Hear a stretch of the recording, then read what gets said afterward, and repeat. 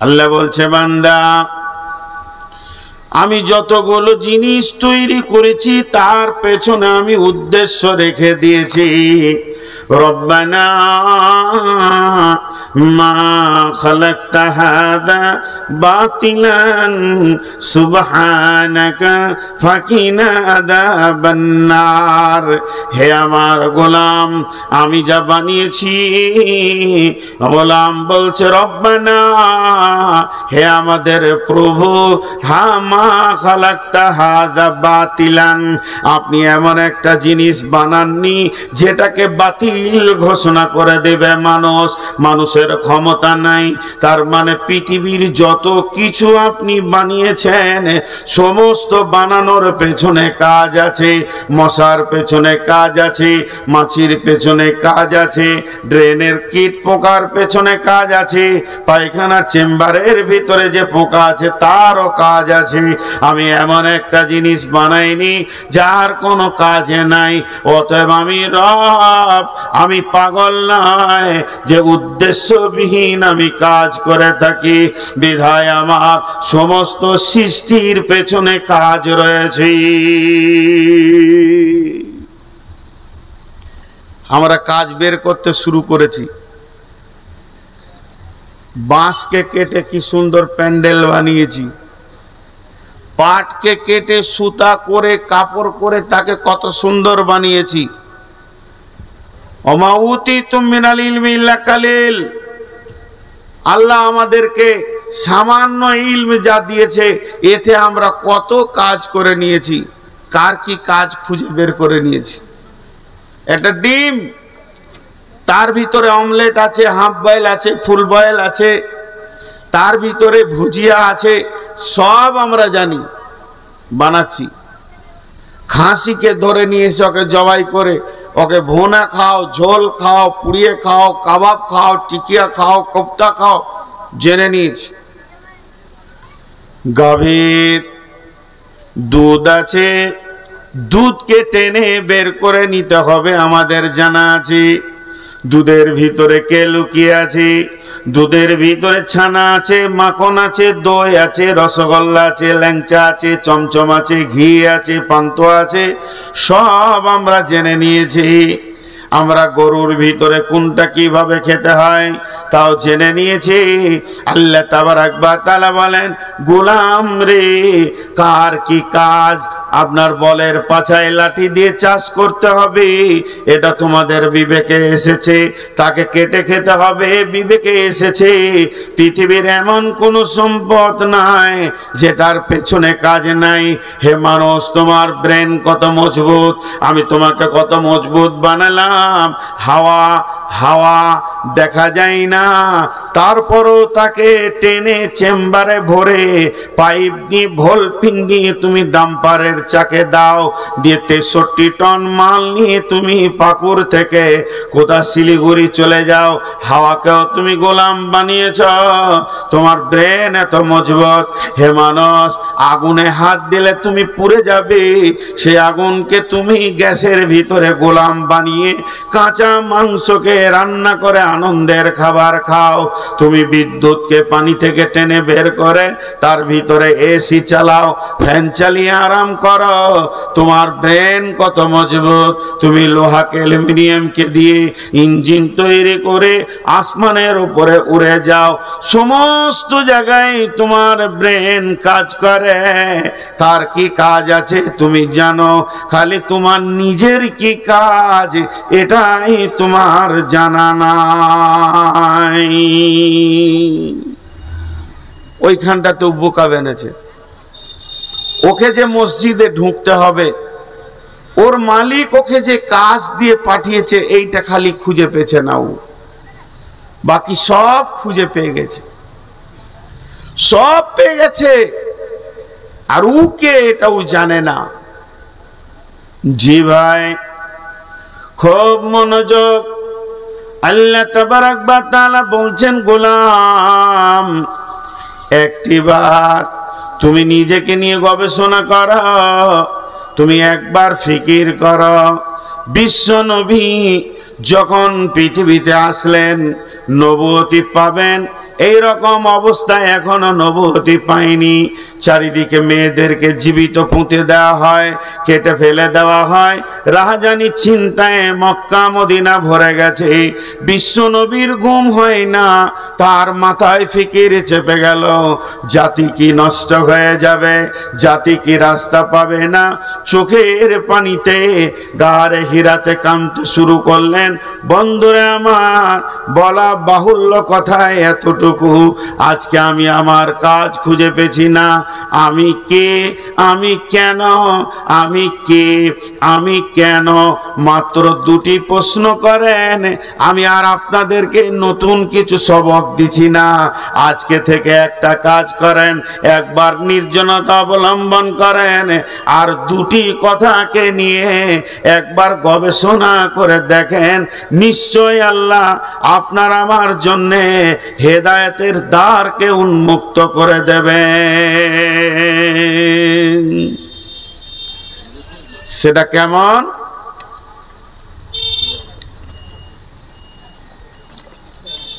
দুটি জিনিস একবার একা একা বলেন, সবাইকে বলছি, যার বিবেকের চেতনতা আছে তাকেই বলছি।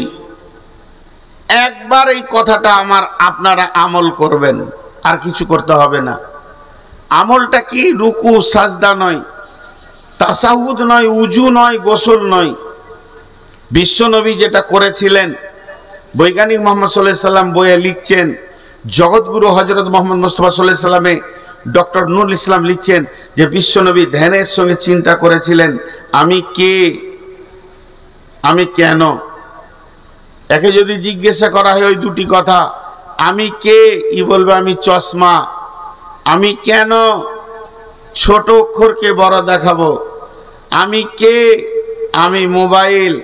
আমি কেন, তো আমি দুই বন্ধুর সঙ্গে কানেক্ট করে দিব। আমি কে, না আমি ফ্যান।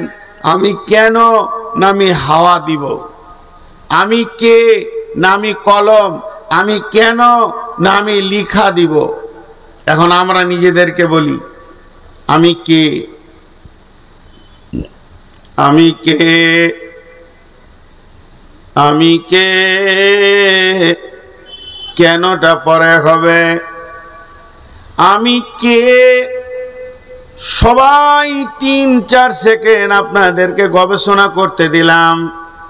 সকলের মগজ আছে, সকলের গবেষণা করার মতো জ্ঞান আছে। বিশ্বনবী যে কারণে গারে হিরাতে উঠেছিলেন, লিফটে উঠেননি, একদম 2500 ফুট উঁচু, 1 ঘন্টা লেগে যাবে উঠতে। তো বিশ্বনবী লিফটে উঠেননি, খরচ পাহাড়ের ভিতরে উঠেছেন, কোনো নামাল নয়, এরকম খরস্রোর পাহাড়, সেই বেয়ে উঠেছেন। কে তুলেছিল, কে তুলেছিল, গবেষণা পৌঁছে দিয়েছিল। আমি কে, আমি কে। এখানে যতগুলি লোক বসে আছি, জোরে বলবেন না, একদম দিলের ভিতরে অন্তত নিজেকে বলেন, আমি কে, আমি কে, আমার পরিচয় কি, এই পৃথিবীতে আমাকে কে পাঠালো, আমি কার কারণে এলাম, কে আমাকে এই দুনিয়াতে পাঠিয়েছে, এই গবেষণাটা করবেন। তো দেখবেন 3খানা কথা আপনার বিবেক আপনাকে বলবে। 1 নম্বরে আমি কি, আমি আল্লাহর গোলাম, এটা আমার প্রথম পরিচয়। 2 নম্বর আমি কে, না আমি হযরত আদমের সন্তান, আমি কুত্তার পেটে হয়নি, আমি শূকরের পেটে হয়নি, আমি গরু গাধার পেটে হয়নি। আমি যে পৃথিবীতে এসেছি, আমার রব আমাকে মানুষের পেটে পৃথিবীতে পাঠিয়েছেন। তাহলে আমি কে, মানে আমি আদমের সন্তান। প্রথম নম্বর, 1 নম্বর পরিচয় আমি আল্লাহর গোলাম। 2 নম্বর পরিচয় আমি হলাম আদম সন্তান। নাম্বার 3 আমি কে, এটা আরেকবার বলেন, আমি কে। তো আমার আপনার বিবেক বলবে, হতভাগা, তো তিন নম্বর পরিচয় হচ্ছে এই পৃথিবীতে তুই হলে নবী মুহাম্মদুর রাসূলুল্লাহ সাল্লাল্লাহু আলাইহি ওয়াসাল্লামের উম্মাত।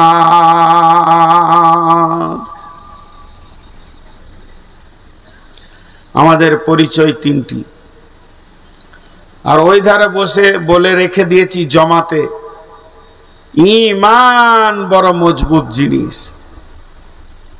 2 মিনিট পর কাজে লাগবে ও কথাটা।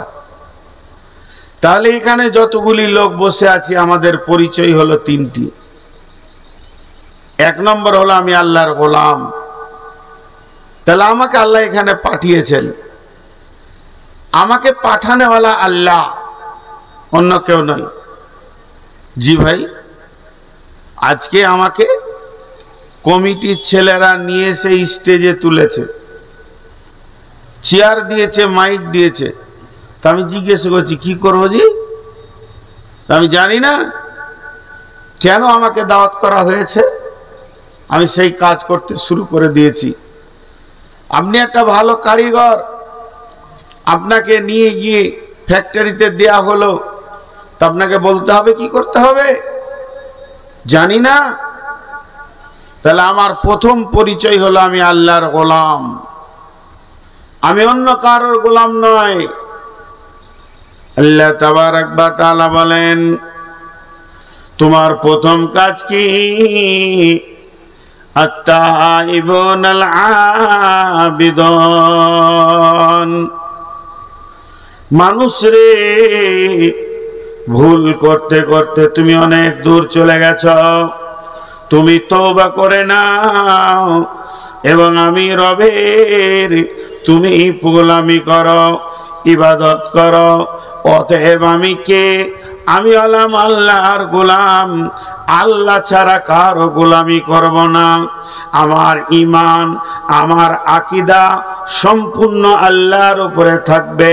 এই পৃথিবীতে সুখের মালিক আল্লাহ, দুঃখের মালিক আল্লাহ, আমার দোকানে লাভ লসের মালিক আল্লাহ, আমার ভাগ্যে সুখ শান্তির মালিক আল্লাহ।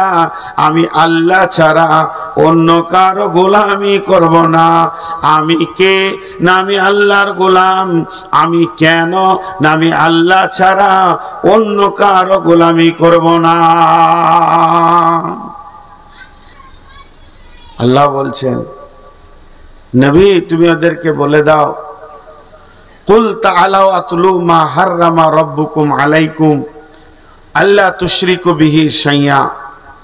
হে আমার নবী, তুমি ওদেরকে বলে দাও, আমার আয়াতকে তেলাওয়াত করে শুনিয়ে দাও, আমার গোলাম আমি ছাড়া অন্য কারো যেন ইবাদত না করে। মাশাআল্লাহ, আপনাদের এলাকা সম্পর্কে আমি যথেষ্ট অবগত।